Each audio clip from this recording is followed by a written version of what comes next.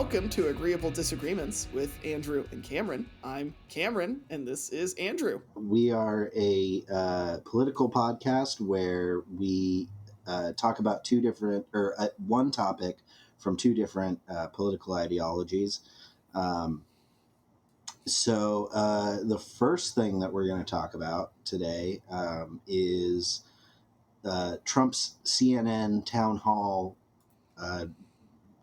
interview, I think. I don't know. I think a better term would be fiasco. Well, yeah, I would agree. Or rather a crap show, except, I would say crap show. I would use a different word, but I know you would. I think we're going for the same thing. Yeah, we both got the right idea. Oh my. I didn't even see the whole thing. I just saw like the highlight clips, and the whole time I was like, they should know better. Well, yeah, so that's my first issue, is that CNN should never have allowed this to happen. Right. Especially the day after the ruling on the Eugene Carroll case. Yeah, that was poor timing. Poor time. I mean, I don't think it was... I feel like saying poor timing makes it sound like it was coincidence, like, oh, we already had this scheduled. But no, it was them trying to take advantage of, this civil ruling and giving Trump a platform to just spew all of the ridiculous stuff that they had to know he was going to. So was it really just them capitalizing on that? Because it very well could be, but I feel like that might be something where you don't know when the ruling's going to come in, right? That could be something that's going to go for a long time. And I could definitely see them trying to capitalize on it. I'm not saying they're not. Yeah. But I don't know. I would have to look at it. I think maybe more what it was maybe they had like a floating schedule when it was like, whenever this, can happen, we'll, have you on for a town hall. It's just that he's been so busy with a couple of things. Mainly getting charged with, what was it? Sexual assault and battery. Well, no, but before that, he was busy too in the legal system. Was it fraud? Was it fraud? Let me see. I'm just going to Google Trump legal charges. I mean, I know it was like 30-something accounts of business. 34 felony counts related to his role in what prosecutors described as a hush money scheme to clear his path to the presidency in 2016. This is New York Times. Yeah, it was like misuse of business funds or something to pay Stormy Daniels hush money. But then he got real busy with the Eugene Carroll case. And I mean, I'm going to go out on a limb. I think there's going to be a few more cases for him coming up soon. For sure. But just the first thing that stood out to me during the town hall was just the increasing level of frustration of the... Sorry, I've got people driving down my street making a bunch of noise. The increasing level of frustration with the interviewer when he just would not stop saying that the election was stolen and that there was voter fraud, and her just like over and over being like, there's no evidence of that. This isn't true. Yeah.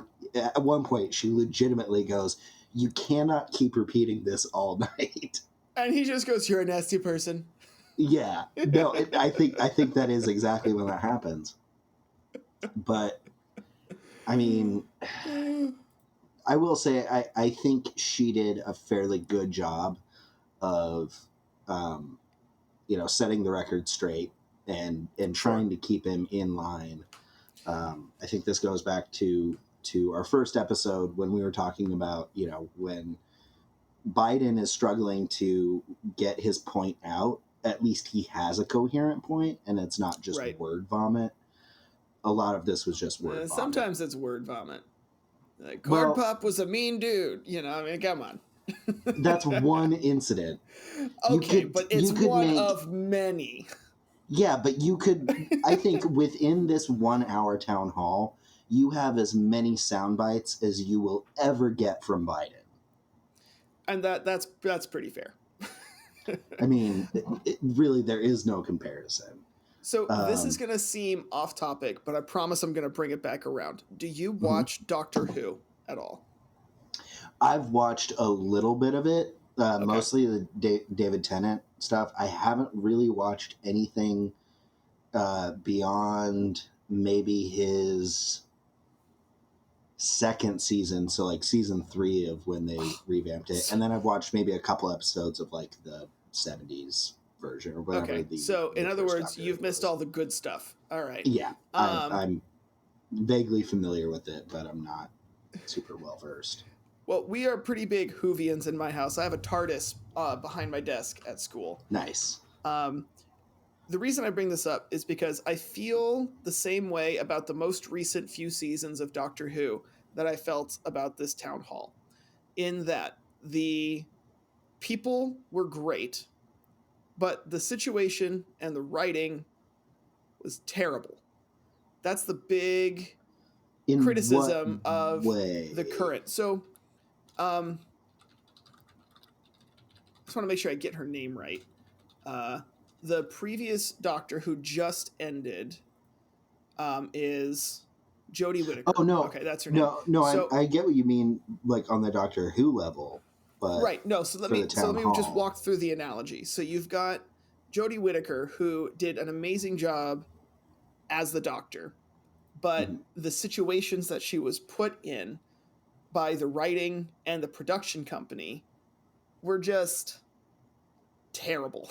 The writing was not great, and it's one of those, they should know better, right, than to mess with something that works. And so when I look at this CNN town hall, I see this news anchor who, I agree, did a fantastic job, but was limited to the constraints of the situation, in that CNN, the production company, should have known better. Yeah, they really dropped the ball with even allowing him on. Exactly. Like, what did they expect to happen? I know. I think this is what they expected to happen. I think this is what they wanted to have happen, which is why I think, shame on them, because this was clearly just a ratings grab, and it wasn't giving us any information at all. It was just allowing Trump a point in time to rally his base, or just get more, main time,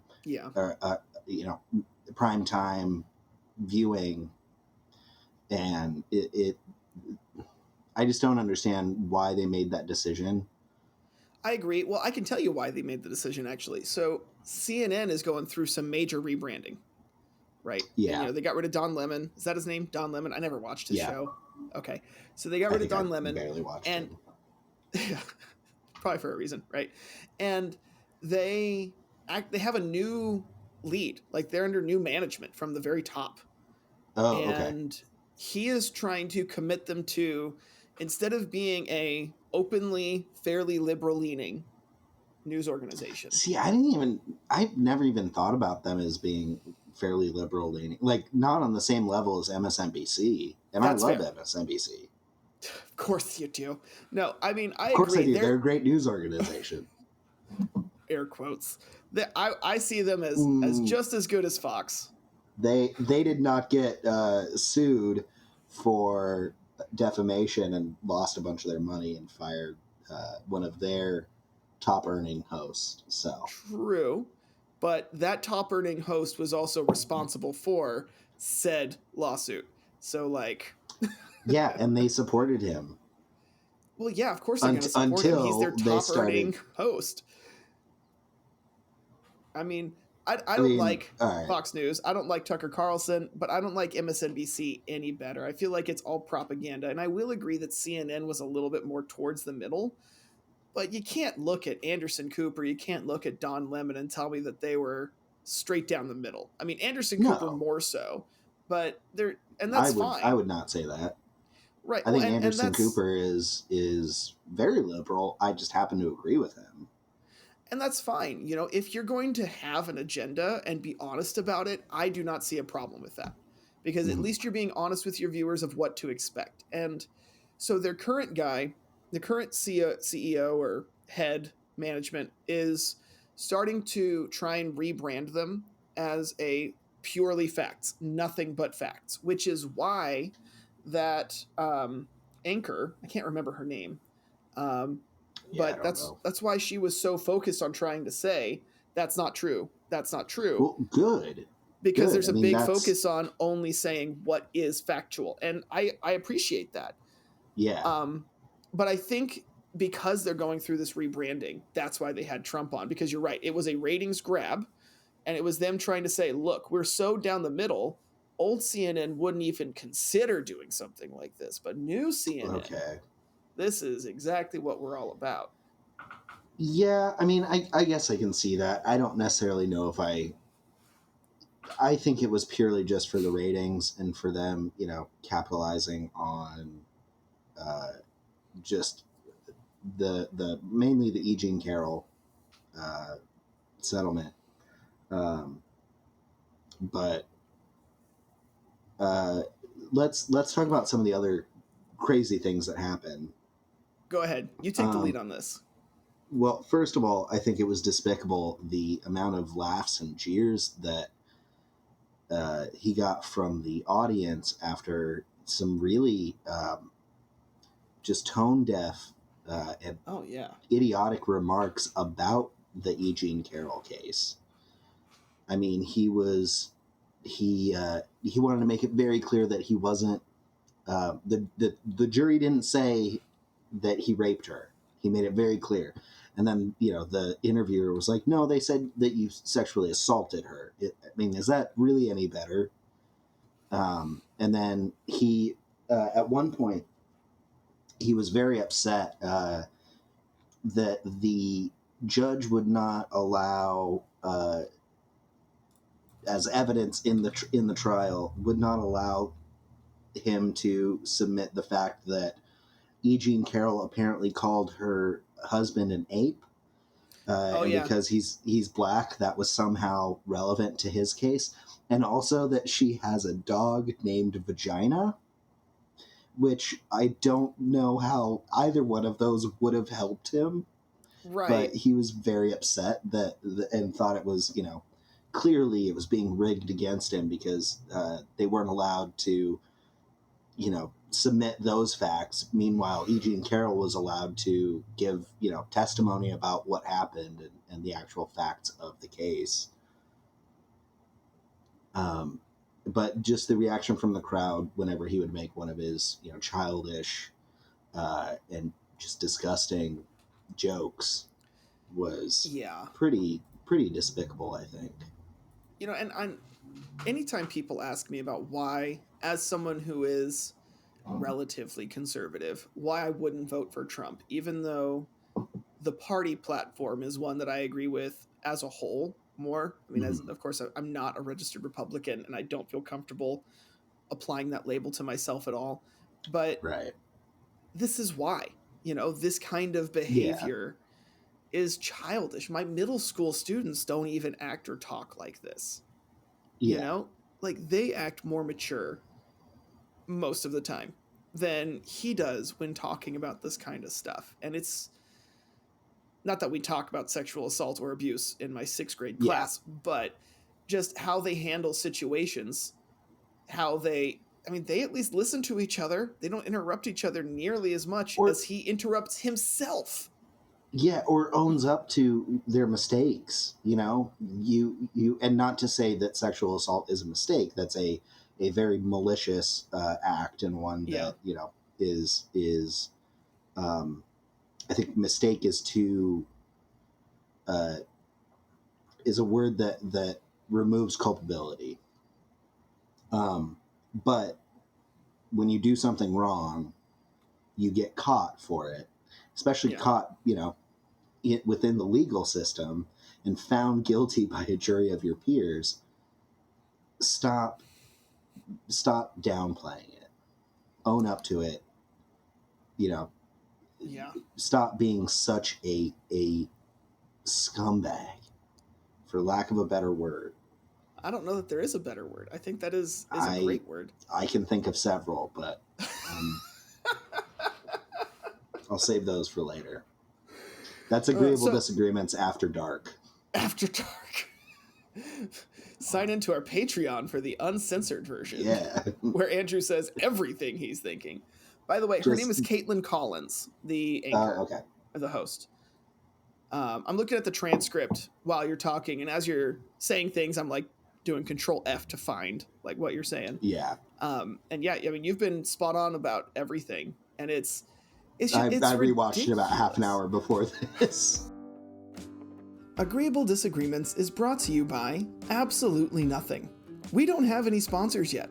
This is our third episode, and I'm pretty sure the majority of people listening are our mothers. Hi, Mom. Andrew, get out of here. This is my ad. Your ad comes in at the 46-minute mark. Anyway, if you're listening to this and have a product or service to sell, please reach out to us. I'm a school teacher, and I keep forgetting what Andrew does. It's got something to do with beans. Either way, we're poor. Well, poor-ish. You want to know what we would do for a Klondike bar? Advertise for Klondike bars. Or really anything. We will literally accept payment in the form of Klondike bars. Please sponsor us. Just looking through the transcript, you can tell, like, they do such a good job of capturing Trump's voice. Like, here's something. It's, oh, that was, they said he didn't rape her. They did not say, and I didn't do anything else either. You know what? Because I have no idea who the hell she is. I don't know who this woman is. But Mr. President, can I ask you, given you're recounting your version, I don't know who, and I'll tell you this. Are you ready? Like, they just the punctuation. I don't know who she is. I know her husband very well. He's a very wonderful man, but I've never met her. We took a picture together. We met at the whatever Bergdorf, store it was, but I've never met her. It's like, you can't even keep it straight within the sentence. I just, man. Anyway. I can't stand the guy. I think there are much better Republicans that could be nominated than him. I'm struggling to find anyone who would be worse. A few of them come to mind. I mean, Ted Cruz, I don't think I would vote for if he got nominated. Oh, God, either. Ted Cruz would be terrible. I'd have to look more at what Ron DeSanctimonious, oh, God, what his platforms are. I don't think, from what I've seen by him, I don't think I really like him that much, but I would have to look at his like official stances more closely. From what I've seen of his official stances, I would be really concerned if he became the nominee. One thing that really concerns me is that he wants to have a civilian paramilitary force, which I think is exactly what the SS was in Nazi Germany. And I know that people make a lot of comparisons, but the SS was a civilian, paramilitary branch of the German armed forces. So let me just make sure I get the definitions pulled up so I can compare paramilitary versus military. So just to make sure that I'm using the terms correctly, because I want to make sure that I understand. And I don't know that he worded it as paramilitary. I know it was an armed civilian force to I don't remember what the reasoning was. I think it was to some of it had to do with like the abortion ban and stopping people from traveling out of state, which is, I mean, that's the parallels there to other things in history. Yeah. Even like the Stasi in East Berlin, or what have you. It's concerning, I think. So really quick, paramilitary, you nailed it, is just, pardon me, had a lot of pizza today. Paramilitary is just an unofficial force organized similarly to a military force. Mm-hmm. And so if that's the sense, then, I mean, the SS was an official force, as were the Gestapo. Right. So but they were separated in some way. Maybe paramilitary isn't the right word, but they were more like a police force in the sense that like police are technically civilians. Right. So, Um, and on that, I mean, yes, but and I'm not going to sit here and defend it and be like, yes, we should have that. But I'm also kind of like, what are the National Guard reserves, if nothing else? You know, what about the overly armed police forces that we currently yeah. have? Well, I mean, Um, and that's kind of what I'm saying. He already has those. So what is this other group going to do except that they are strictly under from what I understand of what he's proposed, they are strictly under his jurisdiction as the governor. See, and I haven't Um, heard, I'm not saying this isn't true, but I haven't heard anything about that. So I'd have to look deeper into that.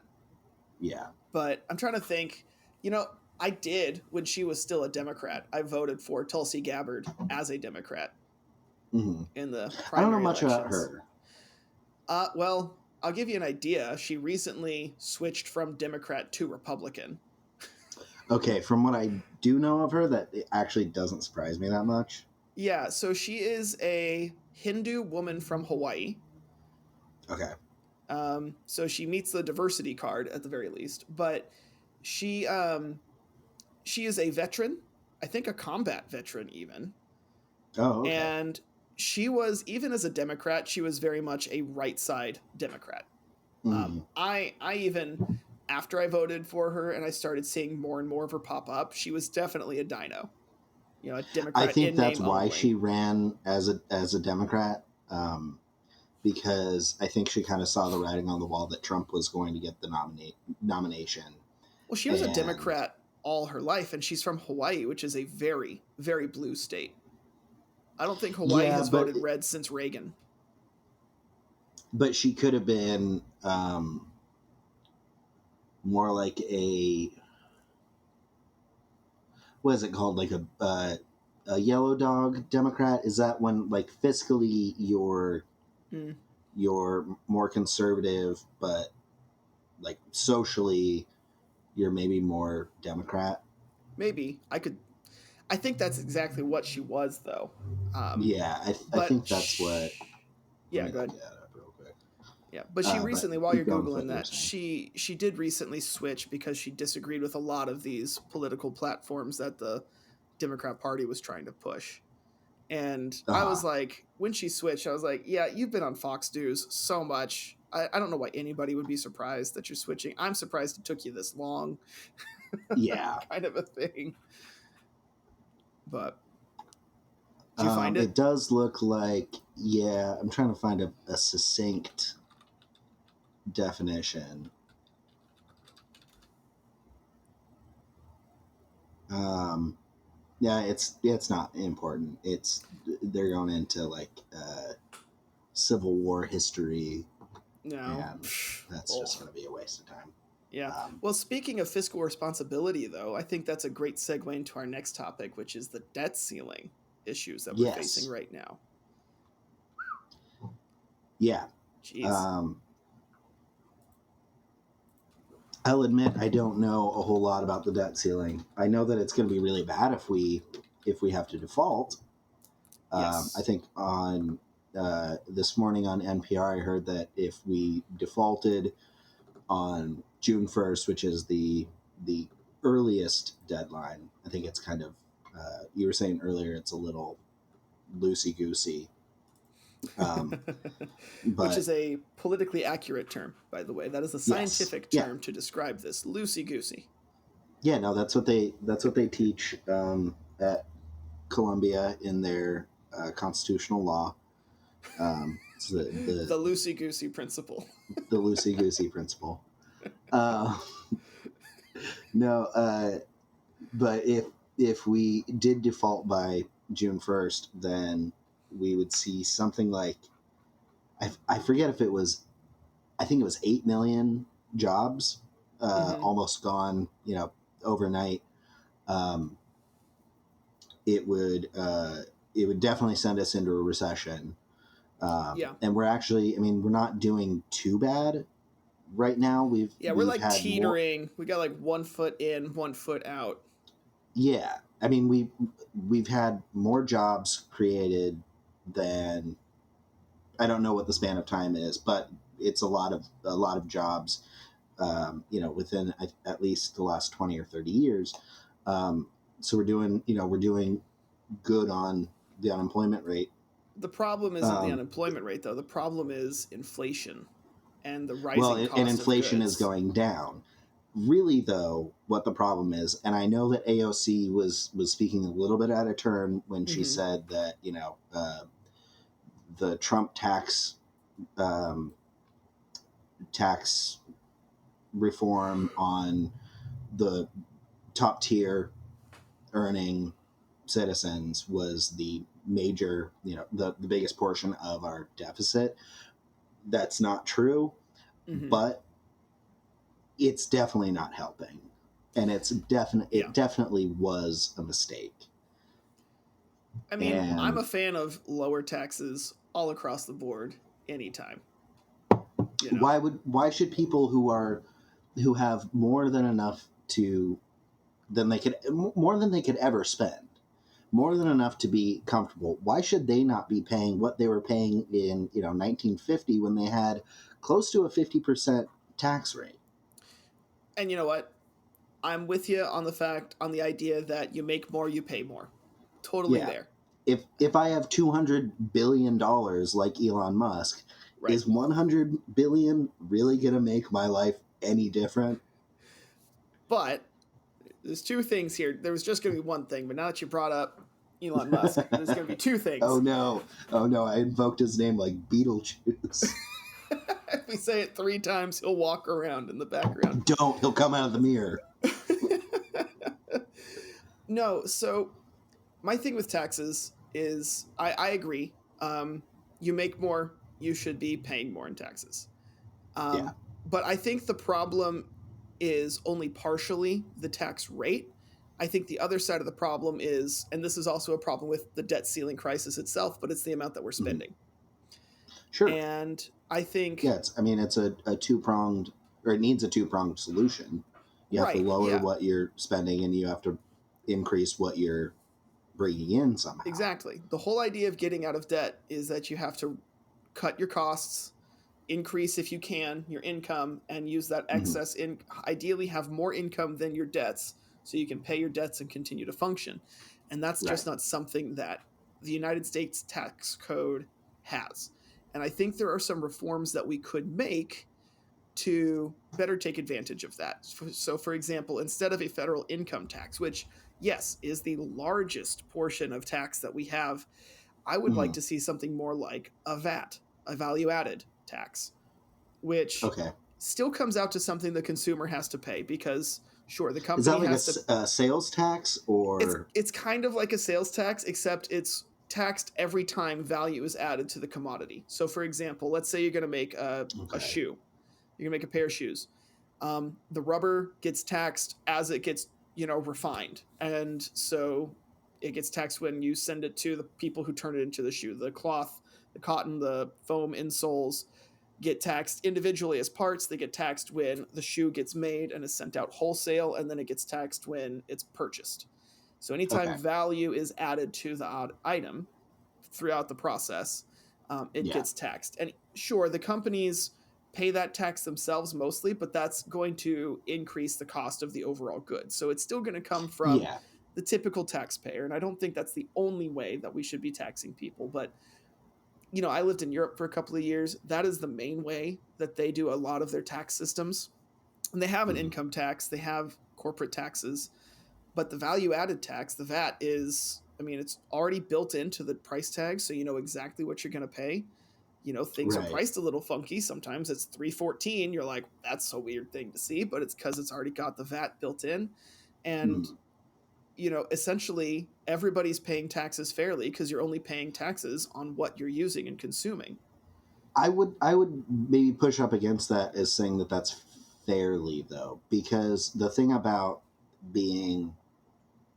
It's and I don't know who came up with this concept, but there's this concept of it's actually more expensive to be poor than it is to be rich, because say you have a tooth that needs to be removed, right? You can't afford to, go and get it removed. So you let it wait, and then you eventually have an abscess or something, and you have to go, get like emergency care at the hospital, and it costs you a lot more than if you could have just afforded the, the initial procedure, or just the, cleaning every 6 months. And I think that a lot of times, I mean, that's why a lot of food insecure places in America, a lot of those families are eating, Kraft mac and cheese or ramen or these foods without a whole lot of nutritional values, because those are the things that are cheap and those are the things that they can afford. And if you add a value added tax, then I think it's still the same problem. You're still getting the yes, it may be proportional. So, everyone's paying the same, 20% that they're contributing to taxes. But 20% for me is a lot less than, or is a lot more than 20% for somebody who, owns a multi-million dollar company. Sure, but also think of it as basically just an advanced version of a sales tax. And so, I mean, typically VAT isn't Which, going to as an be. Oregonian, I abhor the sales tax. That's fair. And you should too. I do, You as may an live in Oregonian Indiana, who but is. you're. Well, I mean, as a displaced Oregonian, I also abhor the sales tax. But what's nice about it is that you don't pay sales tax, in most places at least, on unavoidable purchases. So things like you have to buy food. I mean, sure, like the ice cream that you don't need to survive is going to be taxed, but your bread, your Yeah, but then basics you're aren't. still. I think that there is still a little bit of a. I mean, yes, like food is a universal need. I think it should be a Mhm. universal right. But so is, every 3 months going and taking your kids to the movies, or going, to do something, fun as a family. Sure. Like now, if you're doing that every day and you're being irresponsible with your money, then, that gets a little dicey. But the things that are not quote unquote essentials, on some level, can still be essential for Sure, a recreation is an a essential part of fulfilling life. life. Yeah. Well, not just recreation, but like, say I do want to get that pint of ice cream. I've had a tough week. Say I went through a breakup and I just need, my Ben and Jerry's. Yeah. Should I be penalized because, I need a little bit of that comfort, instead of, oh, here's my salad greens, here's my, uh, chicken thighs, and that's what I can afford tonight.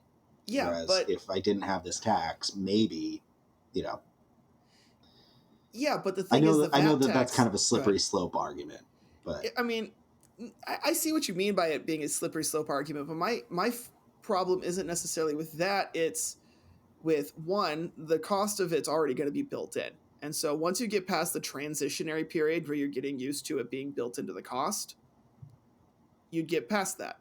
But secondly, like you're already doing stuff like that now. I mean, let's say I don't have a car and so I ride the bus, but my taxes still go towards, registration fees. My taxes still go towards, or even if I don't even use the bus, let's say I walk on the sidewalk, my income mm, taxes, my sales taxes still go towards maintaining the roads that I don't even use, right? So I'm being right. punished that other people have to drive or want to drive, you know um it's the same kind of argument that conservatives make with student loan relief.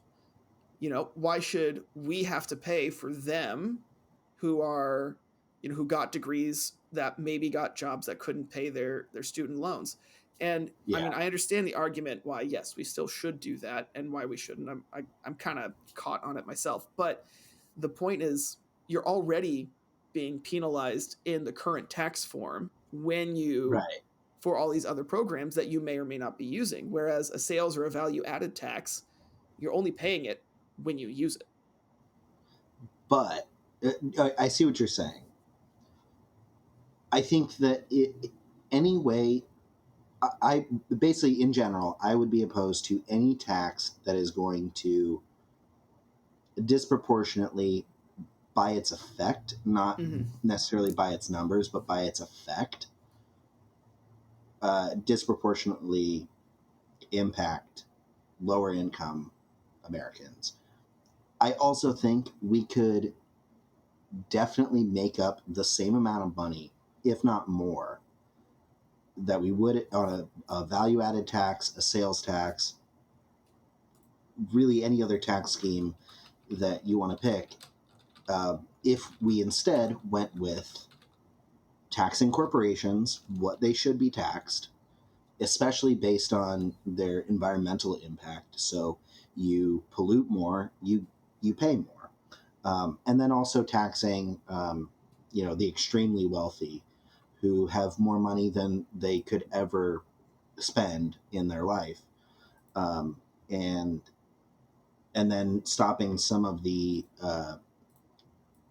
unnecessary, um, just spending that we're doing, in terms of, uh, well, and now I'm drawing a blank, but there's So definitely some fat to be cut. so I just did some quick Googles while you're talking about that, because it got me thinking, how much would the differences in taxes raise?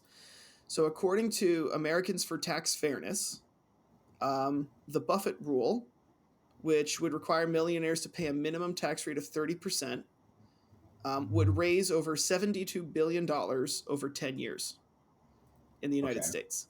A 10% VAT over the same period of time would raise 2.9 trillion. Okay. I think 10% is exorbitantly high, though. Um yes, but you got to remember 10%, that's going to be 3 pennies at one stage, 50 cents at another stage, and it may only raise your cost of 1 pint of ice cream by 72 cents at most, somewhere around there, That right? honestly, that could be prohibitively expensive for me buying that pint of ice cream. And you know what? That's I might fair. I And might that's just go the choices. night being sad, and who wants that? I mean, I am kidding, but also I'm kind of being serious. Right. No, I've I mean, I get what you're saying. Where, I mean, yes, it may only be 72 cents, but I mean, heck, we just bought a car over the weekend and we went a tiny Yeah, bit over what we had anticipated budgeting for, but we went for something that, we think was worth the value. And so for some people, they're always going to look at whether it's a pint of ice cream, whether it's a car, a block of celery, stem. I don't know what the bag of celery, a bunch of celery. a bunch of celery. Yeah, I like that term. Not like a Uh, bunch of celery, but like it's bunched like together. it's in What a do you bunch. call a lot of celery? Is it a bundle? I'm going to say a gaggle of celery. No, no, that's not it. Anyway, A group of this reminds me. I think I heard like a group of raccoons is called a conspiracy, that's true. which I Yes. love. Anyway, Anyway, shifting back a little bit, I think we lost that point. But to yeah, go back to the second thing, because you brought up Elon Musk, one of my pet peeves that when was a people while talk ago. about it was a while ago, it was a full 15 minutes or so ago. But one of my big pet peeves when people talk about taxing the rich, and this isn't to say like, how dare you, Andrew, but like, I often see the argument from the left of, Elon Musk has $200 billion. So what happens? Why can't he just give some, 100 billion of that away? That wouldn't hurt his lifestyle too much. And you are absolutely right. $100 billion would not change his lifestyle all that Yeah, much. But very, very often, I see people confuse net worth, which he is net worth of about $200 billion, and yeah, cash on hand, right? Just because his right. net worth is $200 billion, that's mostly tied up in stocks, bonds, property, owning businesses, that he does not have access to that money unless he's able But to sell he's enough also of them. not paying his fair share of taxes on those things either. But the tax code, you don't, I mean, heck, if you bought a whole bunch of stocks right now and they suddenly spiked up to $200,000 worth and you only put in 20 bucks, which I mean is unrealistic, but you don't have to pay taxes on that either until you sell those stocks. Right, which I'm sure he's doing all the time, and he's not having to pay his fair share. No, he's not selling them all the time. That's the thing. Well, I'm sure he's. I mean, he wouldn't be able to buy a lot of the stuff that he's able to buy if he didn't have some liquid assets at some point. And Yes. I'm willing to bet he's not paying what I think would be right for him to pay on whatever those liquid assets are. I'm not going to pretend to know how stocks work, nor do I want to, because that just seems way too complicated, and I would do bad at it. But so, really quick. I mean, yeah. Uh-huh. So, how much do you think he paid? I can only find stats for 2021, partially because of when stuff was published, but also because fiscal years. How much in taxes do you think he paid in 2021? Just give me a ballpark guess. Where do you think? I think less than $2 million. He paid That's a purely blind guess. He paid 11 billion with a B in 2021. Okay. That's still 10% of his, or 10% of, I think at that time, which I'm paying about 30% of my income in taxes. Okay, but that's not income. That's based on partially income, partially how much he's on selling, and he sold. I'm paying about 30% of my net worth in taxes. He sold $39 billion worth of Tesla shares in November 2021, which included almost $23 billion the year before that as well. And so altogether, that $39 billion, that's 11 billion is 20-ish, 25 to 30%. Okay. Well, it's still, like I said, I'm not going to pretend to know the ins and outs of how this works. I know for certain that the wealthiest Americans are not contributing what they should be. And otherwise, we wouldn't have people utilizing tax loopholes. We wouldn't have tax havens. We wouldn't have, the IRS to even need to be a thing. I agree. And so I don't think the solution is necessarily raising taxes. I think the solution is closing loopholes. Well, but that's, by function, that would raise taxes. Not necessarily, because the rates would stay the same, but you're changing how it's taxed. And so the rate is the same, but you're making sure that people aren't abusing the system to get out of it. Right. And I feel like that is a bit different. I see what you're saying. More what I'm saying is that collectively, as individuals, wealthiest Americans are having their taxes raised, even if it's just that now they actually have to pay them. Like they themselves are going to look at that as my taxes are being raised because I no longer can take advantage of this loophole. And then if you take all of them together, that's what I meant by, raising their taxes. No, and I understood that, but I'm thinking, and I agree, that is exactly how they would see it. I don't think there's anything to disagree with that. But I always get kind of frustrated when people are like, Jeff Bezos, Bill Gates, Elon Musk, but they don't have, yes, they still have an exorbitant amount of cash on hand. I'm not going to deny that. They definitely do. But heck, if you look at people in Oregon, the average house out there is $300,000 right now. Oh, it's more than that. It's more than that? Okay. So it's way more than that. Okay. So let's just, I'll just Google it. Maybe not the average, but so when you median. think of a $300,000 house, it's gonna be way more than that. Okay, so the average cost of a house in Oregon, according to UpNest, in 2020 was $344,000. I'm assuming that's gone up since. Oh, Zillow. Zillow says it's $490,000. Yeah, I think it's closer to that, honestly. At least for what's available and on the market right now, I think it's closer to $500,000. Okay, so if we look at that and say, I own a house in Oregon, you could expect my net worth to be $500,000, but I might still only be making Right, and so are they, man. They're paying property tax too on their on their Are they? properties, on the ones that they own in the United States. Yes, I or don't at the know very if least, I mean, that's if unless necessarily they're true. using it as like headquarters for charities or nonprofits or things like that. But Yeah. I mean, I'm not going to say they're Aren't not trying to get they're out of it, pulling a double but Irish? Their headquarters is in Dublin. right. No, I'm not. I love the Irish. I love Ireland. I lived there for 6 months, but you guys got to stop being a tax haven for these companies that don't want to pull their weight. You know what? Maybe, just maybe, that is how they're trying to justify all the pots of gold at the end of rainbows. Maybe. That's how they get. I That's think how they get it.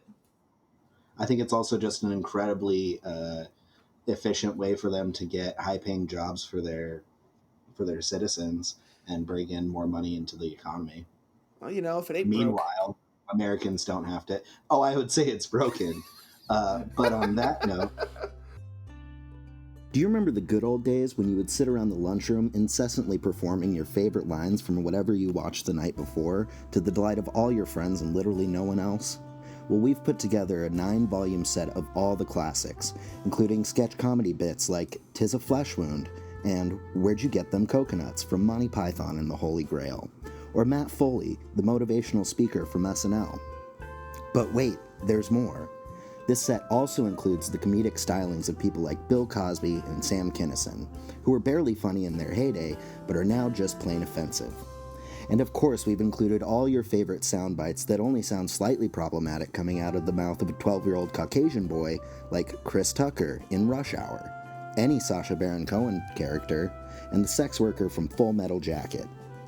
For just 16 easy payments of $9.99, you too can be just as insufferable and annoying as you were in your adolescence.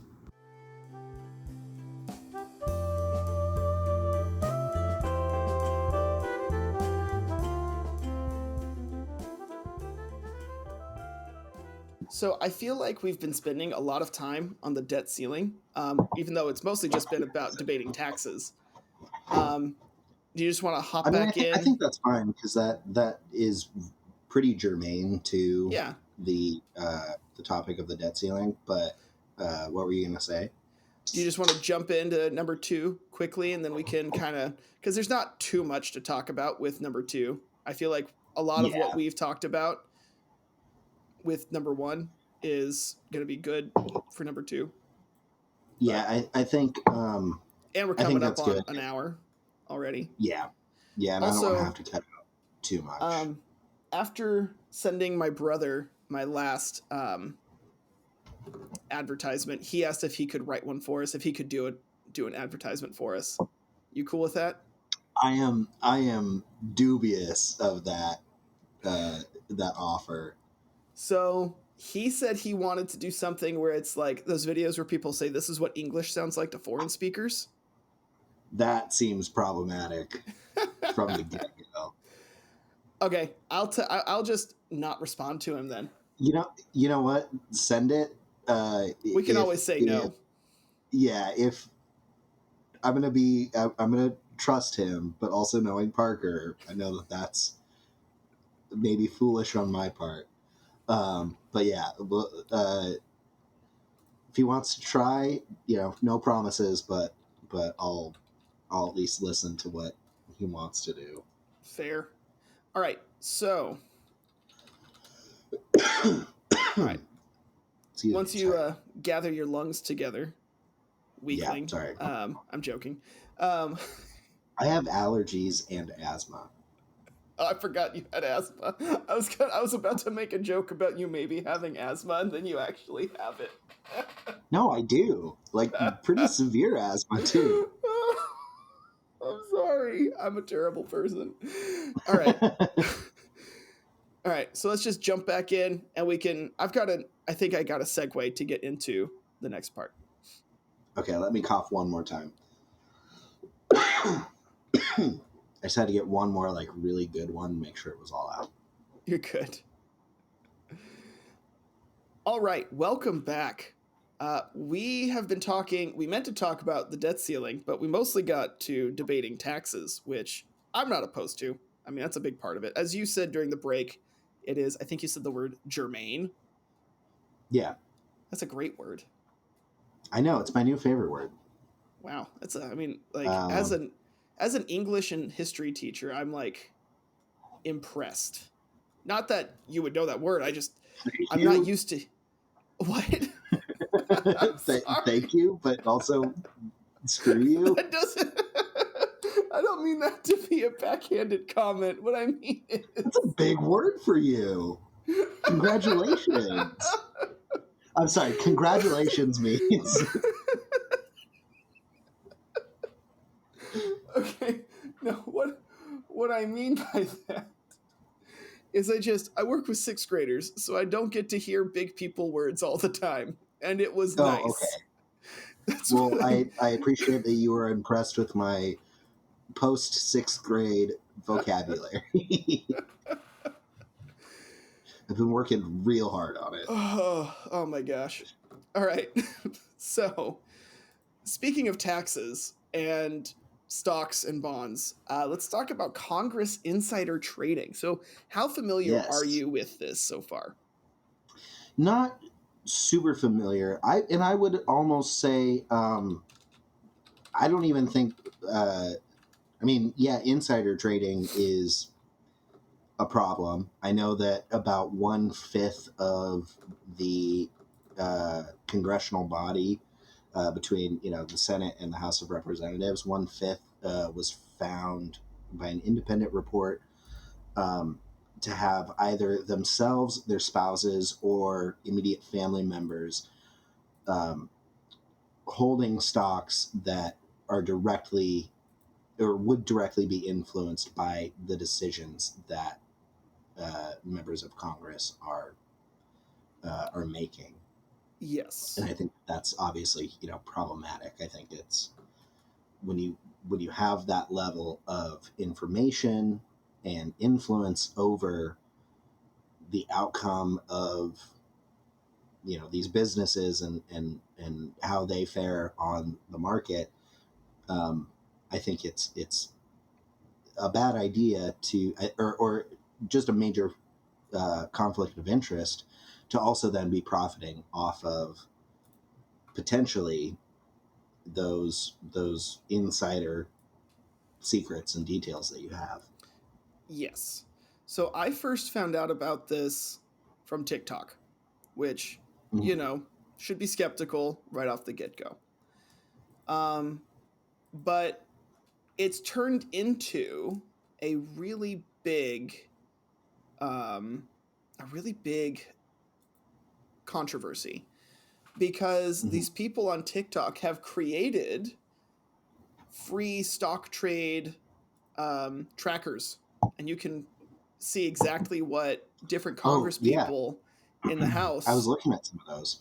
Yeah, and it's crazy how much these people are making. And there's even Yeah, I now, actually. uh huh. Sorry, go ahead. But then after that, I have maybe a fun thing that we could do where maybe we just look up some of the assets of I don't know, maybe our representatives for each one of our states, or we Ooh, could just pick people at I like random that that. we'd be interested in. Sure. Yeah, I'm So cool with that. what site are you on? And I'll I'm pull that up looking while you at, finish what you're saying. yeah, so I'm at housestockwatcher.com. Actually, I'm gonna do it on my other machine here. Oh, look at me. I got Okay, two sorry, I didn't mean to. computers. Well,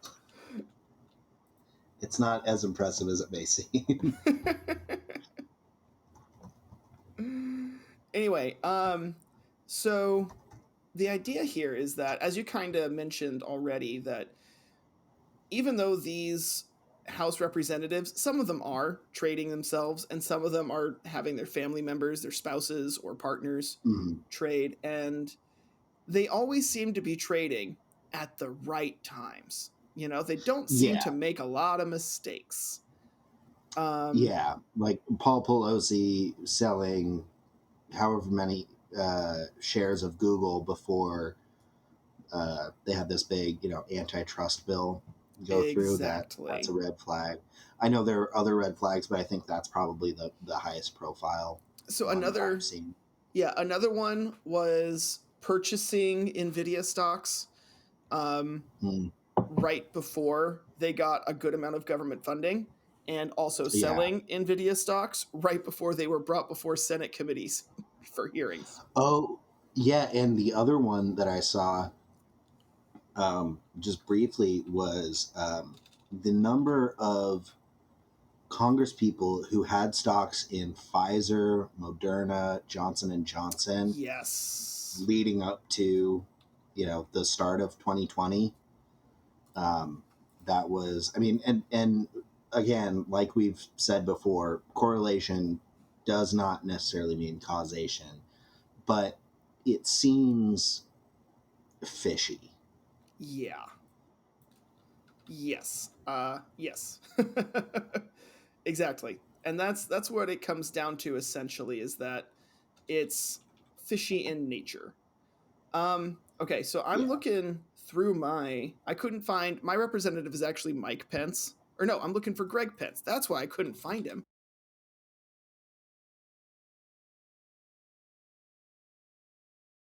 Where are you? I'm not even finding a search bar for So I went to individuals. summary by rep on the left-hand side Oh, menu. okay, I see. Yeah, Yeah, Greg Pence got isn't it. on here. There's nobody named Greg. And so I'm just going to search for Indiana. And I got Troy Hollingsworth, who is a neighboring district. Yeah, most of the other people I'm seeing from Indiana are not people nearby, or they only have like one or two transactions. This is looking kind of different than I anticipated it looking, just in the Yeah, I'm sense not that it's getting harder to anything. read. And yeah, let me see if there's a better one that we could do. Capital Trades, capitaltrades.com. Oh, this one looks much better.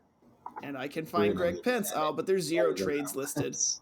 Okay, I'll do by Indiana. I'm not coming. Okay, so it looks like people in Indiana are just a hair too honest, because there's not much coming up on capitaltrades.com. Oh wow, I don't know if this is because of my metadata, but the first thing I see is just a list of Ron Wyden's trades. Maybe. Okay, I fixed it. I'm getting politicians now. So I'm going to do Troy Hollingsworth again. He's not my representative, but he's um, a neighboring district. And so I'm seeing 93 trades with a volume of 11.1 million. Dang, Trey. I think that seems fairly low. Val Hoyle is at 0 trades. Hey, look at you. She took over the 4th congressional district in Oregon from Peter DeFazio. Oh, So did he we're retire or did she beat him? no, he retired. Oh, okay. Fun fact: Peter DeFazio came to my baby shower, like the baby shower that my parents had. What? Yeah, my mom and his wife worked together. Huh. So one day I was like going, like I've had gifts that he got me, like a double minted encased set of U.S. coins, and like a silver cup with the United States seal on it, that I've had since I was a baby. And I'd always, known that tangentially, my family was somewhat connected. But then I was like going through a bunch of old pictures that my dad had, and I saw this guy like sitting on the ground of, I think it was like my dad's den, and my dad still owns the same house and still has the same carpet. And he's like this guy like sitting on the floor like chatting, and he's got like a beer in his hand. I'm like, wow, it looks exactly like Peter DeFazio. And that's like, that's because it is. That's funny. And I want to make sure like he was sitting on the ground, like, because I think there weren't like enough seats. I mean, it's It a was party. not that he People was sit sitting on the on the ground grounds. because he was like trashed or anything. Yeah. But yeah, no, he's regardless of what you think about his politics, he's a really nice guy. I've met him, several times since I was, a teenager. I saw him driving around a couple times. I never got to meet him. Oh yeah, yeah. I campaigned for him a couple times, so I met him there. Well, you and I can talk more about this later. Yeah.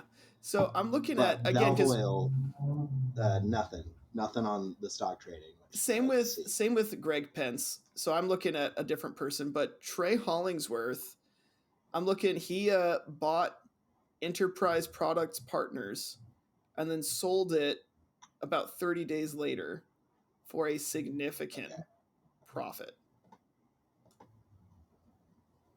Like it went from 18.4 to 21.6 points. Yeah. With a volume of about $100,000. I mean, that's still relatively low. But that's one of a lot. So there's another one, Enterprise Products Partners, that was a volume of $500,000 to $1 million. And he sold that one at a slight loss. Okay. We're talking what looks to be 27 to 25.9, you know. But still, you got to remember, selling stocks at a loss can also be beneficial because you can claim that as a loss on taxes.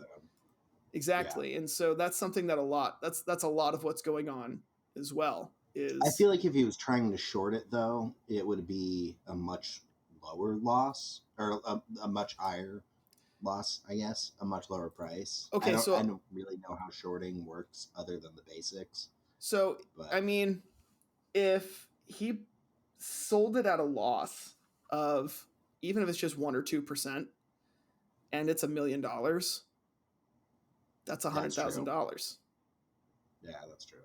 So Jeff Merkley, no trades, which I definitely no surprise there. He is one of the people championing the move to ban Congress from trading.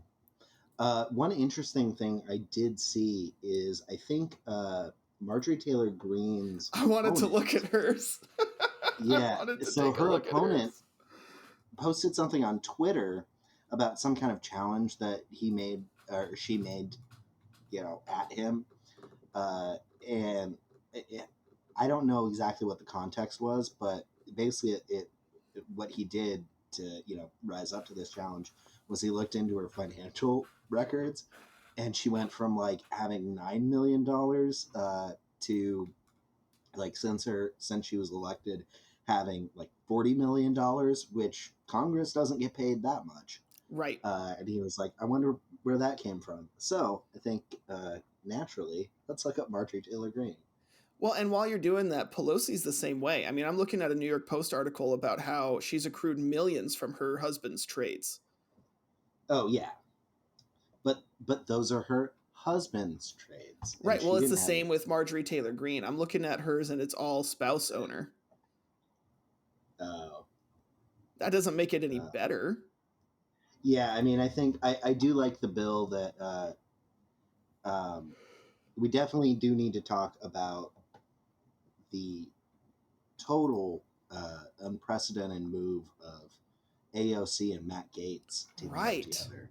I did not see that coming at all. Yeah. But I'm happy with it. I mean, bipartisan bills make me smile because it means that there's something everybody can agree on.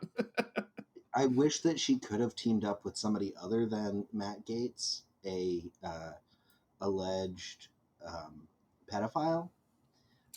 Okay, but the key word there is alleged, and we live in a country that is innocent until proven guilty. He was found to have Venmo transactions for a lot of money with girls who were not 18. So, alleged in that sense. That's fair, and I'm not going to sit here and defend him, but I will sit here and defend the innocent until proven guilty justice system. Okay, good. So you're not defending him. I mean, I don't know him, so no, I'm not going to. I don't know enough about that situation too. But yeah, I think it's interesting that they're trying to pass a bill, and I'm trying to remember exactly what that bill would cover, but I know that it would limit their ability to trade, and I'm not sure. Yeah, so yeah, go ahead. From what I remember, it would limit them personally owning stocks, specific stocks. Mm-hmm. It would prohibit, I think, their spouses and maybe immediate family members. I'm not too sure about the immediate family members, but what it doesn't cover is, or what it would not ban are broad investments like index funds, mutual funds, Right. that kind of thing. It also wouldn't prohibit people, like if you're a congressperson and your spouse, like they're a day trader, it wouldn't limit their ability to do their job if Yeah. that was, their private, their own personal source of income before being elected. Also, any shares of companies that you got in compensation for working for a company wouldn't prohibit that. And they would also have incumbent members would have 180 days to report it. Okay. And I'm not sure if that would mean report it and then divest, or Yeah. report it and then it's just, then it's just public knowledge. Well, I think that depends on exactly how the bill goes through, but I think they should have to divest it. I mean, look, I think so too. Yeah. I'm a I think if you have any interest financially in these companies that you're making decisions on, yes. you don't get to profit from that. I agree. And this is, again, coming from someone who, if I had to put a label on myself, I would say libertarian. I hate government telling anybody what to do, but I also hate the government having an unfair advantage over everybody else. And I feel like this is exactly that. That's what's going on. And I don't think it's right that, as you said, they are able to make these decisions that affect these companies. And because they know that how it's going to affect the companies, they get to choose when to buy and when to sell with better information than the rest of the public does. And, I don't know exactly. Just repeated what AOC said, which I don't think I ever expected to hear from you. Look, I mean, yeah, I might be relatively conservative, but everything to me comes down to logic. Does it make logical sense to me? And Mm-hmm. I mean, to do that, I try and understand what the other side is trying to say.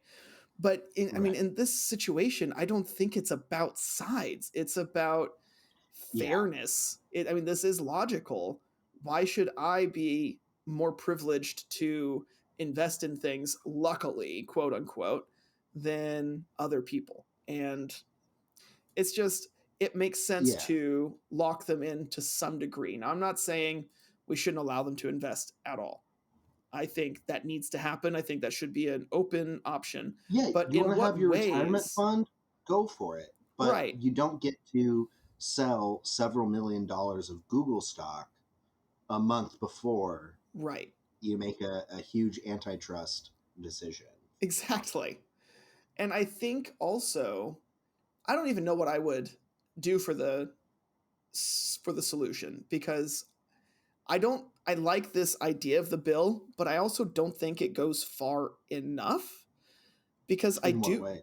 Well, I mean, you were saying like if your day job is day trading, you get to still do that. I don't think you should, because what if my wife becomes a day trader knowing that I'm going to run for Congress and I have a good chance of winning once Greg Pence retires? Yeah. Because I still think there's a lot of room for conflicts of interest. And certainly. I mean, there's never going to be a perfect solution, but can we improve upon it? Absolutely. And to not improve upon it because we haven't figured out, the magic bullet, I think it's just kicking the can down the road. And I agree. I think there's got to be some solution. Like, I understand, yes, retirement accounts, 401ks. I might even venture into like a Roth saying is okay. Yeah. I think the idea would be that they shouldn't have as much control over it. I don't think that should go towards bills, because that's their job, but I think that goes towards their investments. I would like to see them basically have congressional committees that are third party.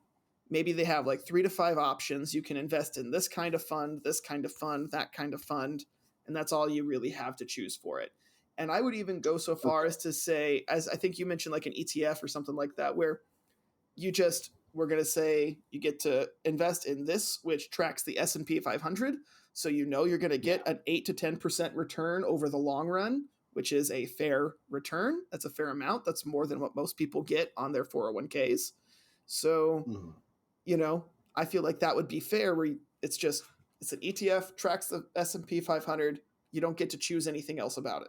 I think like that. I don't think that would be a bad solution.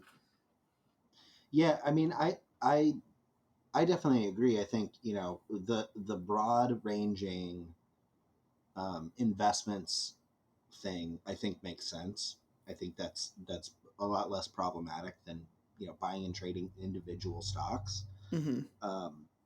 I also think it would be I mean, if I could present maybe a potential for a solution, Mm-hmm. is kind of like you said, have a committee, but have a committee who or some kind of body that is able to put together packages that basically become broad ranging options themselves, but are not being picked by necessarily by members of Congress, or having them maybe have some oversight and be able to investigate and decide, like, Sure, hey, this stock that you purchased is too close to an issue that is on or is up for debate, or is some way involved on with a bill that's on the House or the Senate floor, so you have to get rid of that. Right. And just having some means to make sure that there aren't conflicts of interest, because if you have Congress making those rules, kind of like we were talking about last week with the Supreme Court, they're not going to see any reason to change it. And I think I heard Elizabeth Warren say exactly the same thing. She was being interviewed about this, and she said, I'm going to stop you right there. I was a teacher. Never once did I let my students write their own tests. I mean, I think that's exactly what we're looking at here is Congress has the ability to decide what is and isn't okay for them to be trading, and what is a conflict of interest and what's not.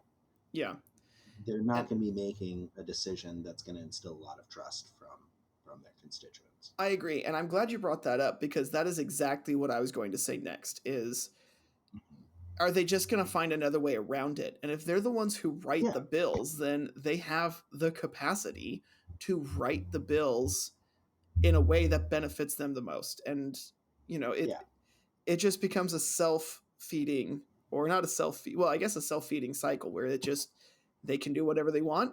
And so they'll make a thing that makes it appear like they're being all ethical and good, but are they really? Yeah. I mean, I think that's why the bill is called the Restoring Trust in Congress Act. In government, I think it was. Yeah, Restoring Trust in Government Act. But I don't know. I will be interested to see what happens with this bill. In the meantime, this is not a sponsorship, but you can download the app Autopilot if you have Apple, which will give you push notifications of when different well-doing Congress people buy and sell different stocks in real time. Oh, wow. And if you have Android, like me, I don't know what you have or use. I have Android. Of course I have Android. Okay, good. So you're not a communist. I have strong feelings about I have fake strong feelings about that. One of us was going to be labeled a communist. Yeah, that's fair. Anyway, if you have Android like us, then it's not available yet, but you can get on their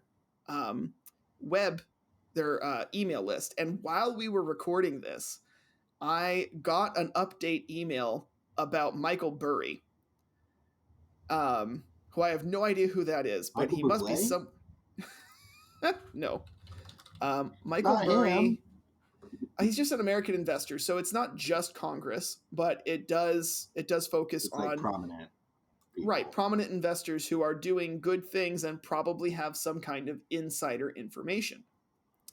And they post them to Twitter, they post it on their TikTok, Their TikTok is a different name. I can't remember what it is. But yeah, Autopilot Investing. You just Google it and you can get on their email list, and it tells you exactly what they bought, how much they bought it for, what they sold, how much they sold it for, how many shares, at what value, and you can be the next Nancy Pelosi of investing. Yeah, just like I've always wanted to be.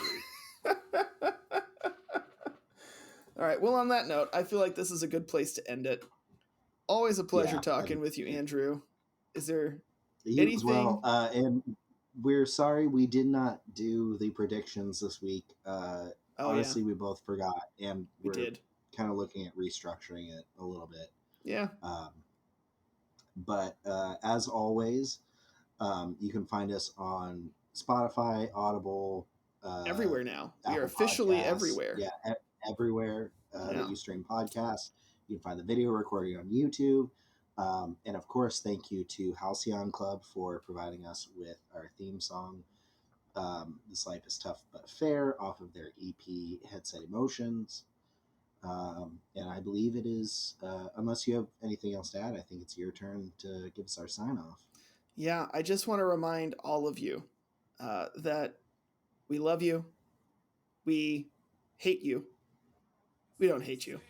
We really do love you. Except for you, Derek. You know who you are. Oh, yeah, freaking Derek. And on that note, it is pronounced Worcestershire.